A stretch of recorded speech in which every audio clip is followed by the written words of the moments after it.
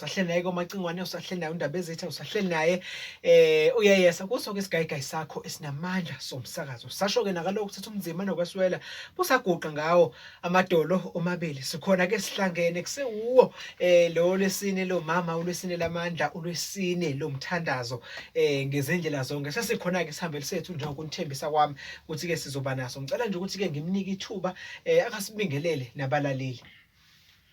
Ngiyabingelela bazalwane egameni likaJesu. Umfundisi Jelelo ngiyanibingelela egameni likaJesu. Ngiyamthanda kakhulu uJesu owasiza impilo yami, and ngiyamkholwa ukuthi uzongcina egameni nasegazini kaJesu. Ngibingelele abaphathi bestation, ngibingelele Macingwane egameni likaJesu. Ngibingelele egameni likaJesu producer wethu, ngibingelele nomzalwane osedeskini. Bazwane bonke nje ngiyanibingelela egameni likaJesu ukuthi uNkulunkulu muhle, uNkulunkulu unihambele futhi namhlanje egameni likaJesu. Amen. uNkulunkulu bemuhle ukuthi ke siphinde futhi ke sibe nawe. Mfundisi wethu siyajabula ngendlela eyisimangaliso. Asekuthathi kancane lokho. Njengamanje ke bese ngathi ukubanika nje abaleli bami just a brief overview ukuthi ke yini le esizobe sikhuluma ngayo osukwini namhlanje. Bazokhumbula ke last week ukuthi singene ngempela sajula kuleli ofisi lobupostoli, sikhuluma ngomuntu ocotshelwe ubupostoli ukuthi umuntu onjani. Sibuka ke ama prescripts ezwe ukuthi ngokwezi ulindeleke ukuthi ke umuntu onjani. Sabuka futhi in our modern current society ukuthi ke isimo kwesihamba kanjani kulelo office. Sabuka la sabona la khamba kahle khona, sabona futhi nala okufanele izinto zilunge khona ngendlela efanele. Kodwa ke namhlanje sibuka ke lamanye ama office, umvangeli, sibuka umfundisi, sibuka umfundisi. Ngoba umfundisi nomfundisi akufani, esingesihlukanisa kahle lithi pastor liphinde lithi teacher. Siphinde futhi sibuke nomprofeti. Angazi ke noma singahamba sifike yini kuma elders abadala, ngoba nabo bahambe bavele noma ke bengabalwanga bona as ku 5 fold ministry, kodwa nabo they've got their own duties and their own special role ekufanele bayidlale emsebenzini kaNkulunkulu, ngoba injongo iyodwa ukwakha ibandla likaJesu. Kodwa ke ngaphandle kokuthi singene kakhulu ku discussion, ake siqale sibuke lamanye ama office siwachaze ukuthi ke akanjani. Ngicela nje siqale ngomvangeli. Ngibingelele kakhulu kwesibili futhi egameni likaJesu. Ngibingelele omama ekhaya kuyinkonzo yengolwesine. Sikhuluma futhi ku youth month. So sibuka ukuthi uyini umvangeli. Umvangeli is someone who proclaims the good news of the kingdom of God. Lo omemezela indaba ezinhle zombuso kaNkulunkulu. Umemezela indaba ezinhle zombuso kaNkulunkulu. Shuthi ukhuluma ngeindaba ezinhle. Ngithanda uJesu mayikhuluma lapha kodwa prophet Isaiah, I think Isaiah 60, I think 61. Uthi umoya wenkosi uJehova ophezu kwami ungcobile kuba ngimemezele. Yabo, leli gama lokumemezela yiyo lesikhuluma ngamhlanje, ukumemezela, to proclaim the good news of the kingdom. Yes. So uma ngabe sithi umuntu ake ngicacise la sikhuluma nge5-fold ministry. Umvangeli ulapha kwi5-fold ministry. So njengoba lapha i5-fold ministry kushuthi uphansi kweapostolic. So ulindele ukuthi mangabe umvangeli, sikulindele mangabe umvangeli ukuthi uprofete, ngoba lapha ukwi-grace lapha. So sikulindele ukuthi sikulindele ukuthi uwenze ezinye izinto noma ke ake ngicacise kafishane. Awuprofeti ngoba ungumprofeti, kodwa uprofeta ngokusetshenziswa. Yes, ngoba ngokwegrace kaNkulunkulu, ngoba uma uyi5-fold ministry ukwi-grace. So ungaphansi kweapostolic, vele lento yobupostoli ila iyehlela nakuwe, lemvulo yobupostoli iyehlela nakuwe because ula kule ungaphansi kwale apostolic. So silindele ukuthi njengomvangeli ngelilanga sizwe uNkulunkulu ekhuluma ngesiprofeti, ukhulume ngento ngesiprofeti ngingakaze ngixoxele yona engixakile. Yes. Ukhulume njengesiprofeti ukhulume njengomprofeti, Exactly. but lokho akungakwenzi ukuthi bese uyibiza ngani Ngomprofethi, ngomprofeti. Wena you are the evangelist, wena ungumvangeli wena. So wena ingakho uthi Paul ngelinye ngathi athi Timothy yenza umsebenzi womvangeli. yenza umsebenzi Yes, womvangeli. so stick uthambani ngobizo enabizwa ngalo. yabo. Yeah. So uthi ke ngifuna ukuveza le ndaba ukuthi ngumvangeli yes ngokwe office, but kuzokwenzeka ilanga uNkulunkulu akusebenzise uprofeti. But lokho ngifuna ukuthi ngizomisa ngizokunqanda la ukuthi don't call yourself a prophet because uNkulunkulu namhlanje ukusebenzisa kuyiprofesi. Ukusebenzisa kuyiprofesi because kusebenza igrace ngaleso ngaleso sikhathi. kunesidingo futhi sangaleso Yes, sikhathi. okungenza mhlawumbe bengekho umprofeti okhona lapho lesikhathi. So uNkulunkulu wakusebenzisa wena mvangeli. But akungasho ukuthi namhlanje sokuthi suyibiza ngokuthi umprofeti, wena umvangeli. So sticka kule nkonzo yakho ukuthi wena njengomvangeli vangela. Ngifuna ukuyisa lapha eBhayibhelini. iBhayibheli mawufunda incwadi kaGenesis 49 ufunda verse 8. La iBhayibheli likhuluma ukuthi uJakobe uyalama noma ubusisa amadodana akhe. Uma ufunda verse 8 wakhona iBhayibheli lami ukhuluma noJuda, uJakobe. Uthi wena Juda, uthi uyibhongo lengonyama. Uthi number 2 uthi ulwile nezitha zakho wathini wayiphula intamo. Uthi unamandla. Okwesibili mayiqhubeka uthi uthi uzingele ibhongo lengonyama noma yes uzingele ibhongo usukile endaweni noma uhambile wawuzingela wasuyasuka wabuyela kwiposition yakho. Angazi noma bese ngayivula ngafisha kuze ngiyikhulume kahle egameni kaJesu ukuthi ngiphethe iBhayibheli English la egameni kaJesu kodwa ngicela sifunde lona ngoba yilona likhona egameni kaJesu uverse nje verse 8. Yes. Verse 8 wakhona 49 verse 8 uthi verse 8 wakhona uthi Judah, your brother will praise you. Yes. Futhi abafweni bazokudumisa. Bazokudumisa. Your hand will be on the neck of your enemies. Your father's sons will bow down to you. You are a lion's cub. Judah, you returned from the prey, my son. You returned from you return from the prey, my son, like a lion. He crouches and lies down. Uthi ubuyele endaweni yakho. Uthi you return from the prey. Ngamagama ufana nomuntu uthi uhambile wayozingela. Yes. Wabuye wasuka lapho waqeda wasubuyela kuphi endaweni yakho. Ithini le? Prophetical la uJuda la uJuda kuthiwa uzoba nesikhathi whereby uyolwa izimpi. Uma uyolwa izimpi sewunqobile uphinde ubuyele kuyiposition yakho. Position yakho la ukade ukhona. Yes, ngamagama ithi Juda noma kuthiwa umvangeli, but kukhona ikhathi uNkulunkulu azokhambisa khona akuyise kuprofetheni, but ungabe sahlala lapha kuyiprofeti. Buyela ke manje sewubuyela endaweni yakho. Uthi ke ubese ubuyela esikhundleni sakho.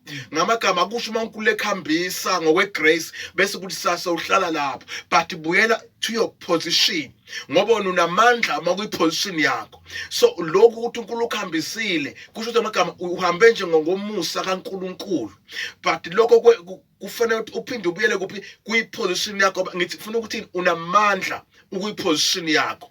Uthi ke ubambeke izitha zakho wayinqoba, but lokho kwangakwenza ukuthi bese usuke kuyiposition yakho buyela ke endaweni yakho. Ngizothi kumuntu ovangelayo noma kumvangeli, you are the one of the fivefold ministry. So ungomunye weinkonzo ezinhlanu. So as much as ulapho ke ngifuna ukuthi ungaphansi kweapostolic. So kunezinye izinto mhlambe ezingenziwa apostoli nawe ongazenza. And kunezinye izinto mhlambe ngifuna ukisibuke kafishane kulomvangeli ngizomcaphuna kafishane uPhilip eBhayibhelini mawufuna incwadi I think chapter 8 lithi iBhayibheli lami ke uthi iBhayibheli lami kuthiwa khona isikhathi bekuhlakazeka khona ibandla. Uma lihlakaza ibandla ngenxa yokuzingelwa kwebandla lithi iBhayibheli uPhilip waya yena eSamaria. Mayifika eSamaria wafika washumayela njengomvangeli, washumayela indaba zombuso ekhuluma ngoJesu. Kuthiwa wayiphilisa nabagulayo enza yonke leyo msebenzi yamandla eyenziwa abantu wayenza bani umvangeli bani uPhilip. uma yenza le umsebenzi yamandla kuthiwa ke maseyenze kanjalo kuthiwa kwase kuzwakala indaba kubapostoli ukuthi iSamaria baphenduka abantu kuthiwa kwase kusuka uPetro noJohane beza lapha bazobona umsebenzi owenziwa bani owenziwa uPhilip lithi iBhayibheli lami maseqedile basaphenduka abantu mayifika uPetro noJohane bafika babeka izandla phezulu kwabantu abaphendukile lithi bamukela umoya oyingcwele ngoba wayengakafiki ngamagama kusho ukuthi ulokhuzane lomzalwane noma lo Philip mayiqeda ukwenza umsebenzi wakhe njengomvangeli bephenduka abantu wayesethumela akuze abapostoli manje ngoba uyabona ayisengangami le manje akuselona ioffice lami leli akusesiko kwami lokuthi ngiba empathe ngithulu ngoba ngibeka isandla phezulu kwabo so ubiza ke oPetro naboJohane babefika oPetro noJohane bafika babeka izandla phezulu kwabo bantu bamukela umoya oyingcwele but masiqhubeka iBhayibheli lami sekukhuluma umoya oyingcwele manje ukhuluma kuPhilip yena umvangeli ulithi iBhayibheli lami wamhambisa endaweni ezihlanu wabona indoda eyayihleli lapha ifunda amazwi ihleli kwinqola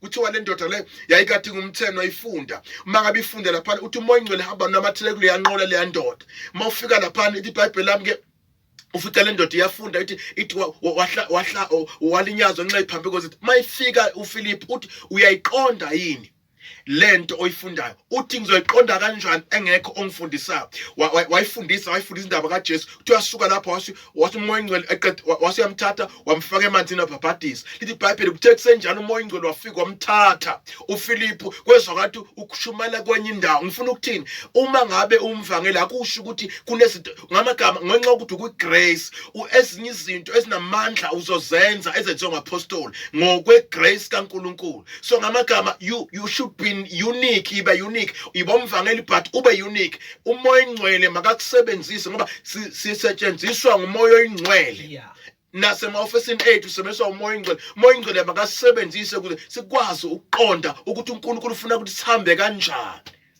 Ake sibuye ke size la baba umfundisi utshele ekuthenini abanye ke kuyenzeka kuphuthwe ama-restrictions kumvangeli ebandleni likaNkulunkulu.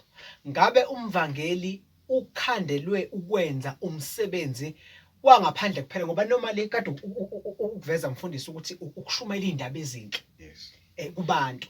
Ngabe lezi indaba ezinhle uyishumayela kubantu basezweni bakahlongasibe basaphila ezweni elobumnyama kuphela noma angakwazi nje nala endlini kaNkulunkulu umoya oyingcwele ethanda ake amsebenzise ngoba kuba kuyenzeka kube khona ngizothini kube khona ukunyakaza okuba khona kwezinye izikhathi uzwe abantu bethi hayi ngeke akangabe phela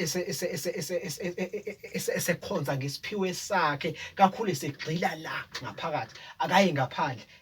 What is your take on that view?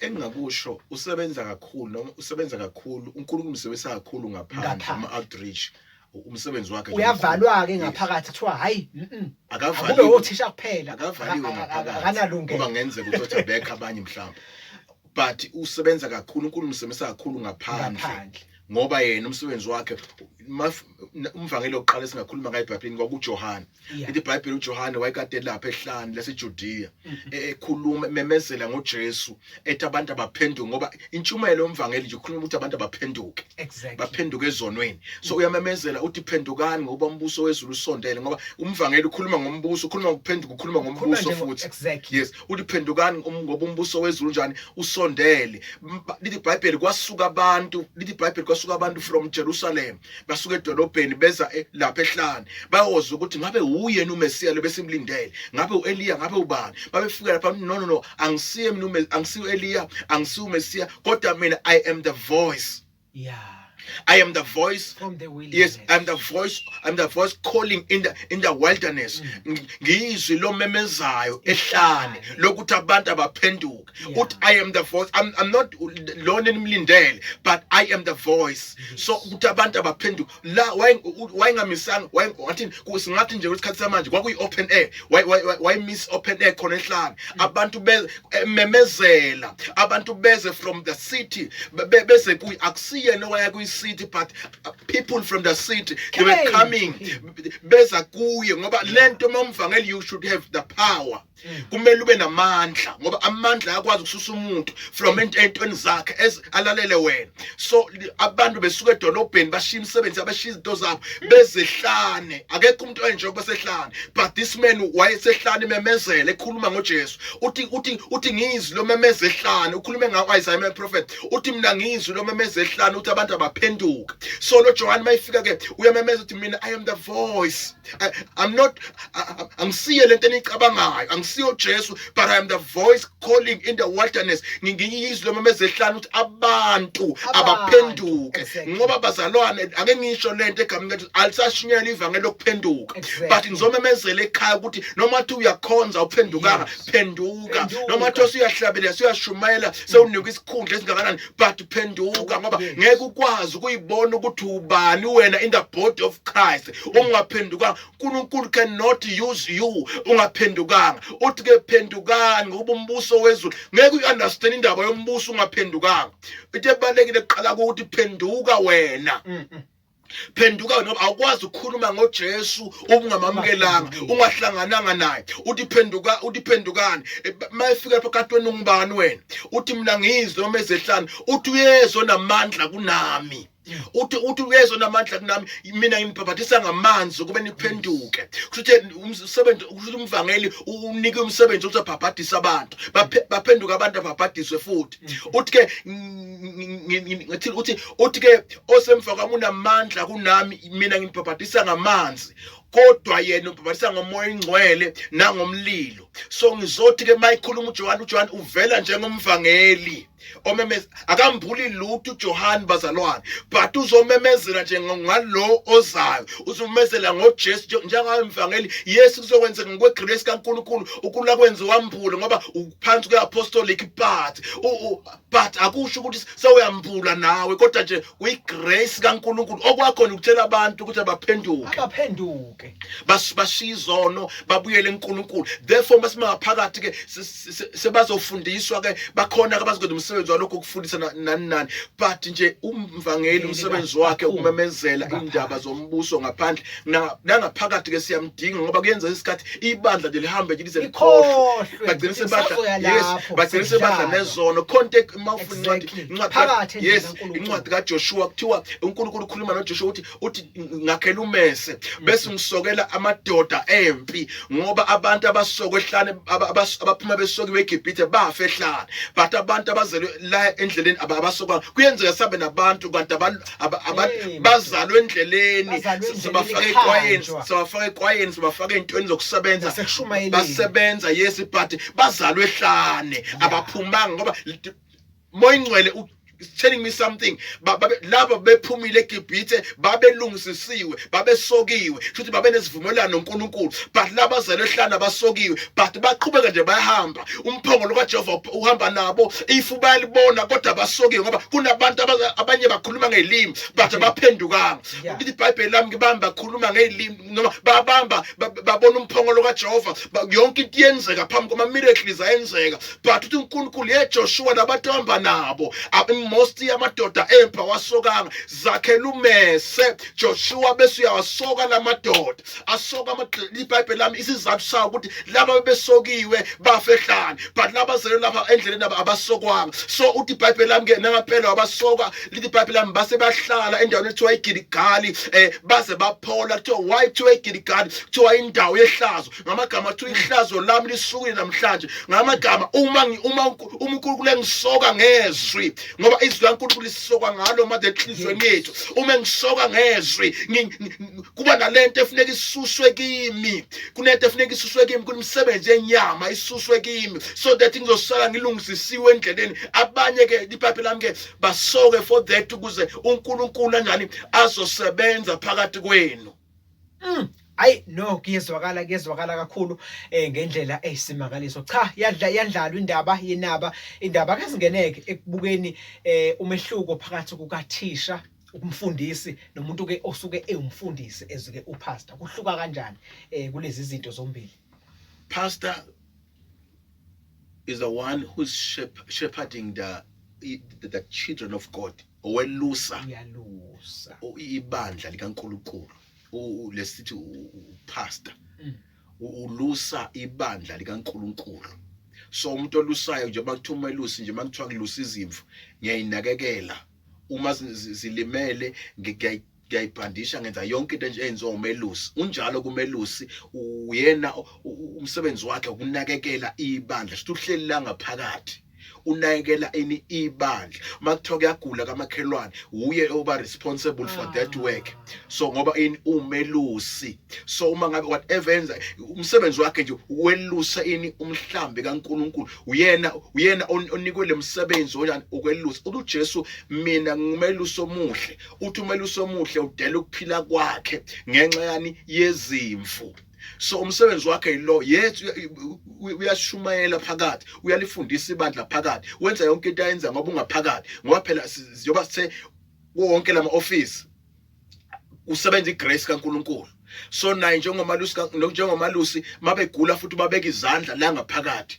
So umsebenzi nje welusa umsebenzi kaNkulunkulu welusa izimvu zikaNkulunkulu and izimvu zikaNkulunkulu ziyobuzwa kuye. So uzibhekile uzigadile izimvu zikaNkulunkulu whereby abanye abazana njengabapostoli umsebenzi wabo bahamba ivangeli liyabahambisa le indaba ziyabahambisa yabo banale traveling ministry ngasho njalo. Yes, abahlala ndawonye bane traveling ministry bayahamba but yena uhlala ndawonye ahlala nezimvu ayibuka izimvu eyigulayo uyayihambela nenjani ungumelusi. Bese kuthi a teacher umfundisi ufundisa izwi likaNkulunkulu. Yabona mangithatha uJesu vela konke lama office ungena kuwo wonke. uJesu khona la ashumela khona iBhayibheli lami washumela njengonamandla. Uyavangela uJesu avele futhi engumelusi uthi ngumelusi omuhle avele futhi efundisa. Lithi iBhayibheli wayehlala nezixuku nabafundi bakhe wabafundisa. So umfundisi ufundisa abantu indaba zombuso kaNkulunkulu kanti umvangeli uyamemezela ngazo. But lona uyafundisa ukuthi siphila kanjani kwiKingdom siphumelela kanjani kwiKingdom ngoba lapha kumenyezela iKingdom kaNkulunkulu kwakhulunywa indaba ethi but yini engenza ukuthi ngiphile kwiKingdom ngibe successful kwiKingdom kaNkulunkulu. So uyafundisa yena about the kingdom ways ufaka abantu lo mbuso kaNkulunkulu ukuthi iphilwa kanjani lento ukuthi ngikwiKingdom ngiphile successful ngikwiKingdom ngingaguli ngikwiKingdom ngibe nezinto abantu abangena ngoba eqeni bemenyezela iKingdom but manje ngiyafundiswa ngayo ukuthi ngigcina kanjani mina ngikule Kingdom. So ufundisa indaba zikaNkulunkulu afundise nje ibandla about yena uNkulunkulu qobo lwakhe about Christ ibandla lifunde lazi even nange second coming ukuthi kuyokwenzakalani uJesu uzobuya kanjani ngoba ibandla kumele lifundiswe bazalwane. Ibandla kahle lidinga ukufundiswa hayi kakhulu ukuthi ibandla lidinga kakhulu ukuvangelwa lidinga ukufundiswa ngoba abantu abavangelwe kakhulu isikhathi esiningi bagcine bengabantu abangazilutho but isifundiso siyadingeka lifundiswe ini ibandla likaNkulunkulu lazi ukuthi momzalwane uphila kanjani lifundiswe nje izinto ukuthi njengomzalwane yini into ezokwenza uphumelele ngoba siyadinga yes izinto ezosisa phambili izindlela zokungenisa imali ukwazi ukuphila indlela zokuphila nabantu. Yes, singabi sibe spiritually kuphela but lifundiswe ukuthi impilo ikanjani yabo uyiphatha kanjani njengomzalwane yini engakwenza ube successful. Umsebenzi kaThisha uyafundisa lithi iBhayibheli lami ke mangakhumbula kancane lithi iBhayibheli lami uJesu khona kade efundisa khona lithi iBhayibheli lami bamangala ukuthi ukuthathaphi lokho ukuhlakanipha ongaka sivela phe isifundiso ngoba isifundiso sakhe siphuma neauthority ngoba noma ufundisa uthisha but come with isifundiso sakho must come with an authority. Size negunya kuzwakala amandla ukuthi akafundisi nje just ngoba abanye bakhunywa ukufundisa bacanga ukuthi nje awusesiyo mathiwa kunesifundo ekonzweni awusesiyolala ke siyozela.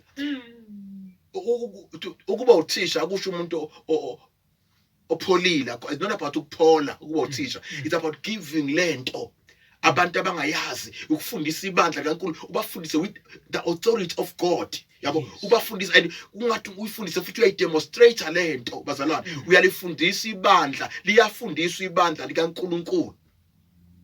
no Jesu mangabe train abapostoli noma train labazalwane izinto wayezenza phambi kwabo ebeka abantu izandla bephila ngoba wayefundisa kubo ukuthi kwenziwani kahle kahle uma ngabe ukule office leli senzani ulindele ukuthi ufundise abantu about the kingdom of God. Ikhonto ekhulunywa uNicodemus ngelanga mayifika kuJesu uthi ngiyazi ukuthi umfundisi futhi akekho umuntu ongenza le ndaba engaka uma ngabe ngaveli uthi ngiyazi umfundisi ovela kuNkulunkulu. You are a teacher from God, you are a teacher from above, because akekho ongenza le misebenzi engaka yamandla uNkulunkulu engenayo. Yabona uza kuye umbona enguteacher, uthi umfundisi ovela kuNkulunkulu, ngoba yonke lento bazalwane kumele ibe nobuNkulunkulu phakathi. Mhlawumbe mfundisi ngingathanda ukuthi sibuke singadluli kalula kulento yokuthi kubaluleka kangakanani ukuthi lama office onke njengoba ekhona siwabuka nje ofundisayo olusayo kanje ukuthi abe khona angene aphelele wonke ebandleni kaNkulunkulu. Uma engaphelele kukhona shodayo, imuphi umonakalo obakhona ebandleni likaKristu? Kuba namngozi kumuni kubantu nje abasuke ke bekhona bebazana ngithi for example bavangeliwa abantu kodwa abazilutho ngezifundiso zezwi likaNkulunkulu. Kuba inkinga especially manje ebandleni kuzoba khona nje umvangeli yedwa nje hleze kuvangelwa nje kuyinkinga abantu abagcine bengazi lutho because umvangeli unikwe nje just a simple message ukuthi akhulume nje into simple to people yabo. Naye ukuthi useyiswa igrace you can asikwazi ukuma kwigrace ukuthi njalo ngizilindele igrace ukuthi ngambulise kusokuumusa kusuke ukuthanda kwaNkulunkulu namhlanje angambulise. But ngifuna ukuthini ngifuna ukuthi umsebenzi uma ngabe ibandla liluswa isilokhu linenkonzo eyodwa officer lodwa kuba nenkinga enkulu ngoba number 1 ibandla kunento eziningi elingazazi. Kunento eziningi nje elingazazi ukuthi for instance alazi ukuthi ukuze ngiphumelele kufanele nginikele, alazi ukuthi kuze ngibe namandla kufanele ngithandaze. Lo lazi nje ukushunyezwa nje ukuthi shisono bashiye abantu isono kodwa bamile basithatha badinga phela into ezoba sustain basithathe ke bahleli ke la bafuna ukufundisa abantu bafundiswe nangomoya ingcwele ukuthi sewungaphakathi phela awugcinanga ukuphakamisa isandla ngokuphenduka but sewungaphakathi sewugcina manje ukufundiswa ngomoya ingcwele. There's a person called the Holy Ghost efuneka afike phezu kwakho akusebenze manje impilo bese iyaqhubeka. So uma ngabe kuzohlala umvangeli phakathi ahleli kube uyedwa ibandla alikhuli. Yesu soyilanda izoni but makufika omunye ngale onama gift onenkonzo zonke baphumbazane bajoine lapha sizathu kunento abangayitholi lapha. That is why ibandla lakho you must make sure ukuthi you pray ukuthi uNkulunkulu akubusise kuzalwa abantu kuzaleke le file for le nkonzo kaNkulunkulu ibe khona iphelele ngoba inhloso ukuthi kufuneka iphelele ukuze abantu bapheleliswe ebudodeni noma bafinyelele ebudodeni ephelele. Usho njalo Paul. So uma ngabe ibandla likanjalo libalansile kanjalo ngeke nje uzothiwa ngivakashe kumprofeti bani wayavakasha ukuthi akekho la endlini umprofeti. Ngivakashe umzane bani ubeka izandla abantu bayaphila vele lapha abaphili bayagula la endlini ngoba asinayo yonke lento. But uma ngabe ibandla libalansile abazalwane babasettled endlini bayazi ukuthi no this is our home, we belong here. But uma ngabe bangaphelele kungaphelisiwe umzimba kaKristu kwenza ukuthi abazane bamove at the khonza lapha so khonza lapha kunento ayifunayo vela ngimsoli kunento ayifunayo angayitholi uhleli lapha but akuphelele. But lento yenza ukuthi ibandla lilokhuzane likhule ukuthi bathola isifundiso sonke. Uma ufunda iBhayibheli incwadi ezenzo lithi iBhayibheli baqinisela esifundisweni hayi ku-evangelism. Ngoba evangelism idila ukuthi ilanda abantu ilanda abantu ngaphandle bafika ngaphakathi baqinisela esifundisweni abapostoli bebeletha lesifundiso kubantu sebazelwe kabusha abantu but baqinisela esifundisweni sabapostoli nasekuhlanganyeleni nasekuhlepheni isiko yonke lento leyo. Ngifuna ukuthini ngifuna ukuthi ibandla maliphelele ibandla malibalance ibandla likaJesu ngoba kwakhiwa the body of Christ ababe khona la and uzobona kuyasebenzeka ngoba ngifuna ukuthini ngelila ngathi la ngishumela ngithi mina uma ngabe uNkulunkulu akunikeza ioffice lakho wena you have to excel kwi-office lakho. Excel la uNkulunkulu akubeke khona ngoba uma uNkulunkulu akunike iprofesi angaphazamisa umuntu ovangeli angaphazamisa umvangeli akavangele ovangela but isikhathi sami siyeza uNkulunkulu uzongifaka ngendlela angifaka ngayo ngongena sengiprofeta ngoba yena uNkulunkulu ngeke akwazi ukwenza umvangeli aprofete ebhayo umprofeti ekhona in the church ngoba uyazi office lami lelo so mangabe sekumele ngidlala indima yami nami njengomprofeti uyangivulela uNkulunkulu loyana ushuma uvangelile waqeda base ngena mina manje ngiyaprofeta nami sengena neyami office umzimba kaKristu uyakhiwa lapho ibandla liyaqhubeka liyakhula akameli ukuthi ibandla lime ngelokhuzana eyi1 ake ngiqinisena lento sengisho ukuthi number 1 ibandla lika Jesu lakhelwe phezulu kwalezinto lezi lakhelwe phezulu kwe-apostolic and prophetic ukuthi ibandla lona qobolwana li apostolic and lakhelwe kulento apostolic ne-prophetic